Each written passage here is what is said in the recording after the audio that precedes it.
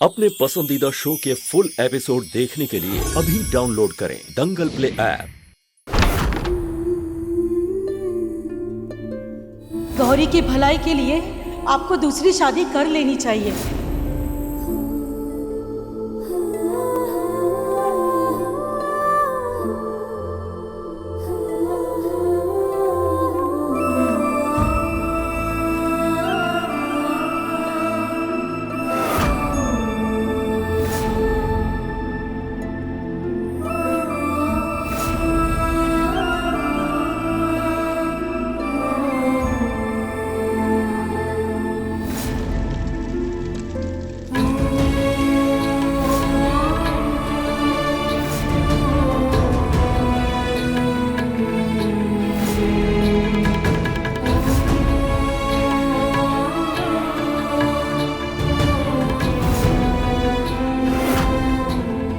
ये बोले ना,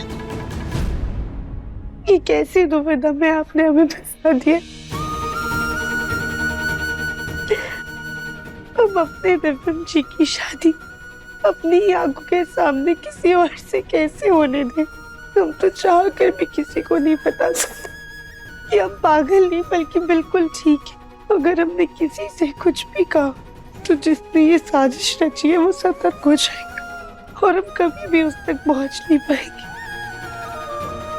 हमें जल्द से जल्द पता करना होगा कि ये खेल किसने रचा है, कौन है जो हमें पागल बनाना चाहता है। दोस्त, हमें तो यकीन ही नहीं हो रहा है कि हमारी होने वाली सास ने शादी के लिए जहर खाने की धमकी दी और साथ ही साथ राधिका ने भी दिव्यम से कह दिया कि इससे शादी कर लो। इससे एक बात तो पक्की है कि राधिका सच में पागल है। हाँ, राधिका की हालत सही होती तो वो तेरी और दिव्यम की शादी के लिए कभी भी हामी नहीं भरती। वो कोई ना कोई बहाना तो जरूर बनाती। चमक, लेकिन इतना खुश होने की जरूरत नहीं है। खुश होने की जरूरत नहीं है मतलब ये कि बाकी घर वाले तो तैयार है। दिव्यम जी के मन में अभी भी कुछ उलझन है। तुम्हें दिव्यम जी को किसी भी हालत में पटाना होगा, फिर तो तुम्हारी शादी पक्का होके रहेगी। हमारी प्यारी मौसी जी, आप थे ना वहाँ जब सासू माँ ने धमकी दी थी। तुझे अपनी जिद की पड़ी है ना, तो बैठा रहे अपनी जिद को पकड़। अब आगे जो भी हादसा होगा ना, उसका जिम्मेदार सिर्फ तू होगा। और सासू माँ की धमकी दिव्यम जी को यहाँ जाके लगी है। आज नहीं तो कल दिव्यम जी हमसे शादी करने के लिए हाँ बोल ही देगी।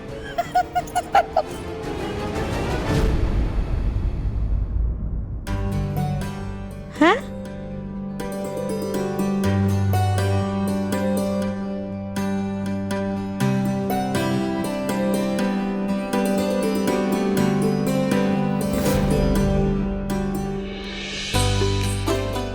ठीक हो? दोस्त, हम तो ठीक है, पर तुम्हारी आंखों में आंसू क्यों है? कोई दिक्कत है?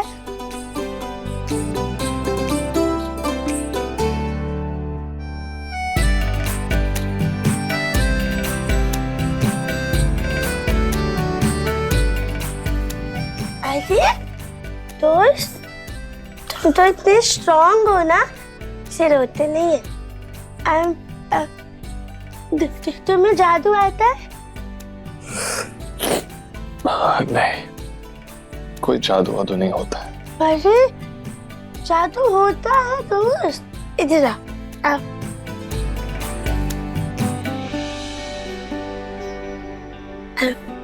तुमको पता है, दादी कहती है कि ये जो भोले बाबा है ना, इन्हें जादू आता है। तुम अपनी परेशानी इनको बताओ, ये ऐसे डम डम डमरू बजा के ना सब ठीक कर देते हैं।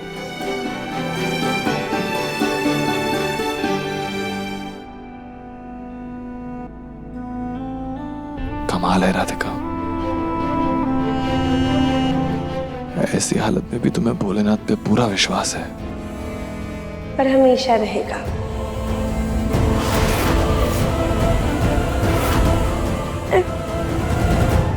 अरे ऐसे क्या देख रहे हो, जैसे करो तभी तो डमरू बजाएंगे।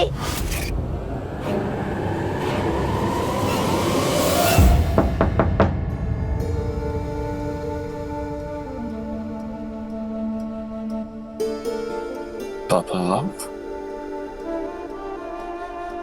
दिव्यम बेटा, मुझे तुमसे कुछ जरूरी बात करनी है। मैं अच्छी तरह से जानता हूं पापा कि आपको कौन सी जरूरी बात करनी थी। एक सेकंड रुकिए। आओ दोस्त। राधिका की हालत देखिए, आपकी बेटी जैसी है ना ये, आप ही कहते हैं। मुझे सच सच बताइए, राधिका के साथ जो हुआ, एक पल के लिए सिर्फ सोच लीजिए कि वो मेरे साथ हुआ होता, तो क्या आप राधिका को वही कहते हैं जो आप मुझे कह रहे हैं?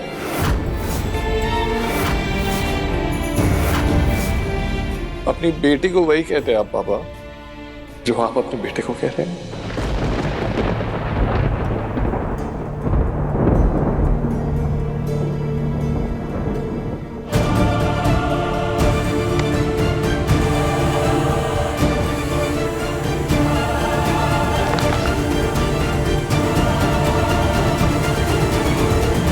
मैं तेरे जज्बातों की कदर करता हूं बेटा, मुझे गर्व है तेरी सोच पे,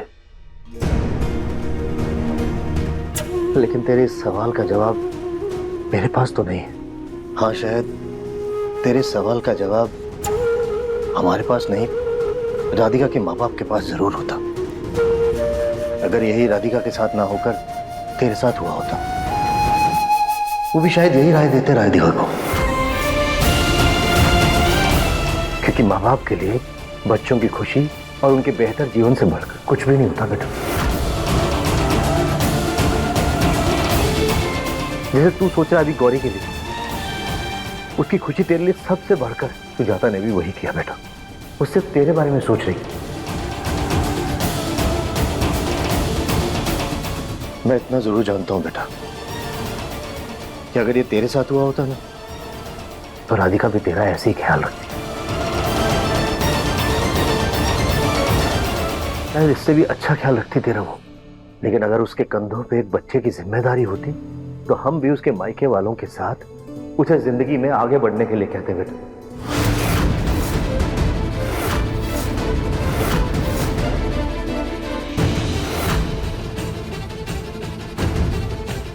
राधिका की हालत में बिल्कुल भी सुधार नहीं है बेटा, और सुधार होगा भी तो कब होगा ये हम में से किसी को नहीं पता।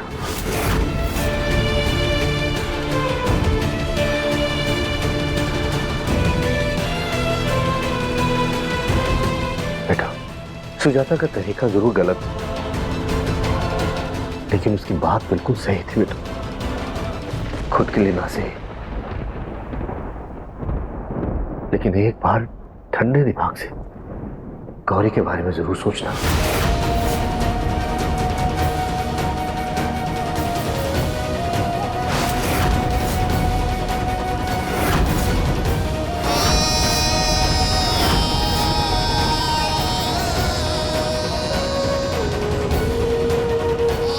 जो भी फैसला लेना बेटा, सोच समझ के लेना। मैं चलता हूं।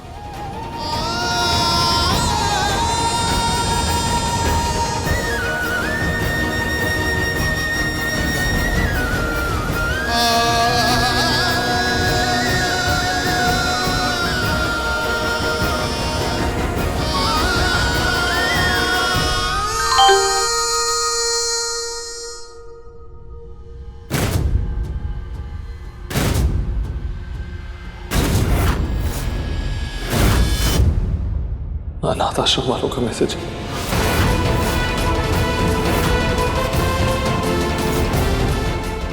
लोग 2-3 दिन में गौरी से मिलने के लिए आने वाले हैं, लेकिन अगर वो लोग यहाँ पे आएंगे और राधिका को इस हालत में देखेंगे तो पक्का वो गौरी को ले जाएंगे। क्या करूं मैं? राधिका के होते हुए मैं चमक से कैसे शादी कर सकता हूं?